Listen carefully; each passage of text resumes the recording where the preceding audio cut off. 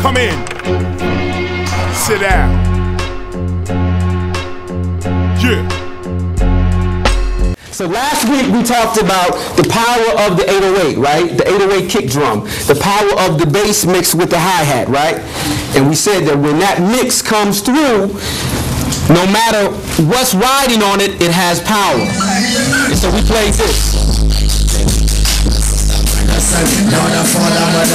And so we use that as the modern example of that power, of that 808. Wherever you go and you hear that, it's just your body just want to respond, right? And there's also a deeper science with the heartbeat and frequencies. The heartbeat waves, boom, boom, boom, boom, boom, boom. There's a science there. But, so we said that anybody riding on the 808 and the hi-hat, that deep, one of the lowest sounds on the human sound spectrum and one of the highest sounds on the human sound spectrum. If you're asleep and you hear, you're going to wake up. Right? You're gonna if somebody clashes cymbals, right? That's one of the loudest things that you can do. If you sleep in the morning and I come up to your bed and I go, hey, that's one thing. If I go, you're going to be jumping up and you might not be too happy, right? So here you have these two broad sounds on one song in one spectrum. It's incredible. Now, we said that whoever is riding on top, we said either through image or words that create images, gets the power of that 808. That's what we said, right? And then we said, but guess what? If you throw sexy in there, and we talked about Rihanna, right? If you throw sexy... She is on every magazine now. I just saw Will's eyebrow go up. He likes to. He said, Studying the camera, man. Watch. Wait.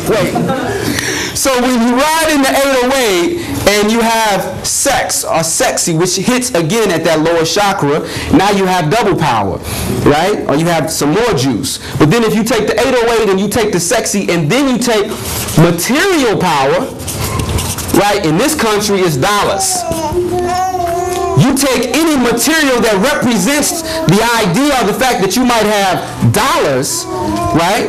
And in this society, we worship the almighty dollar, right? Now you have awesome power that you're riding on.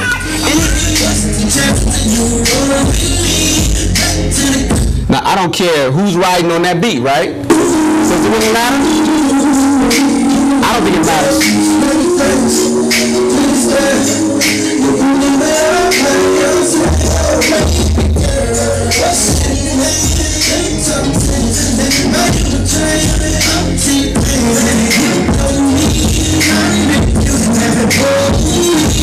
Now,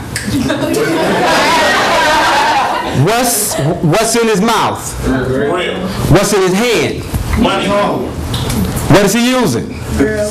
Girls. In slow motion. Right? Just one girl? No, right?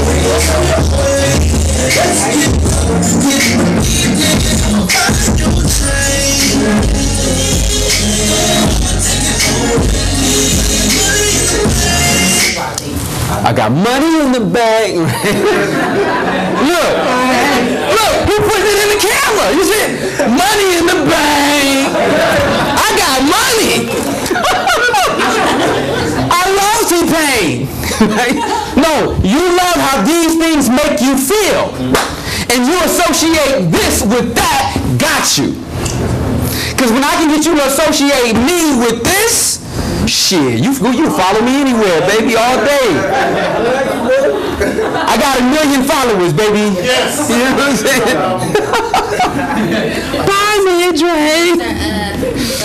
Money. And have the concert. Look. Now. Wait, what? How did I miss it?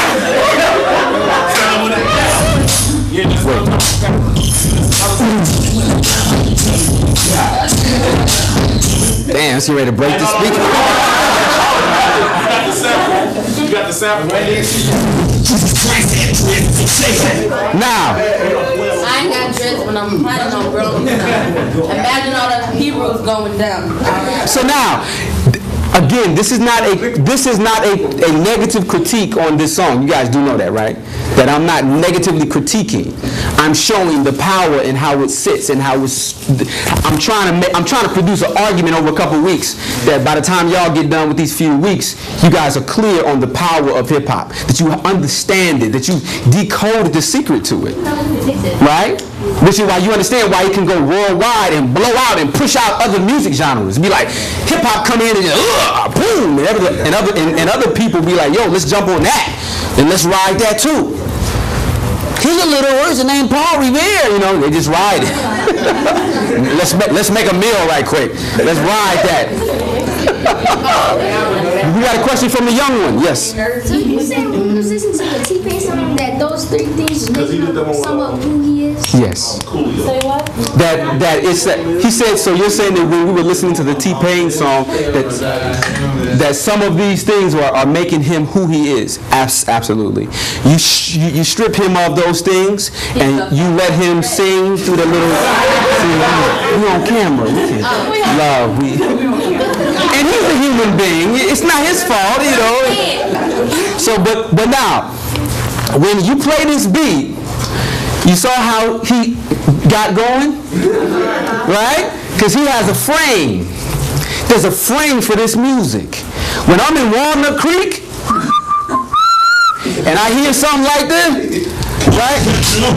I look, and when I see it's a little white girl in a bug, a Volkswagen Bug, she like, my mind does a little whoop. Like, you know. I remember the first time that started happening, I was down in LA. I was in Westwood in LA, right? Which is a white part of LA, and you just kept hearing I was like, am I in East Oakland or what? But it'd be like, y'all know what I'm saying, right? Right? And they like thumping. But then you keep looking, and then pretty soon you see one cat that go by, and he got the hat on, you know, a European brother, he got, you know, white brother, he got the hat on, he all in it. And he got the face.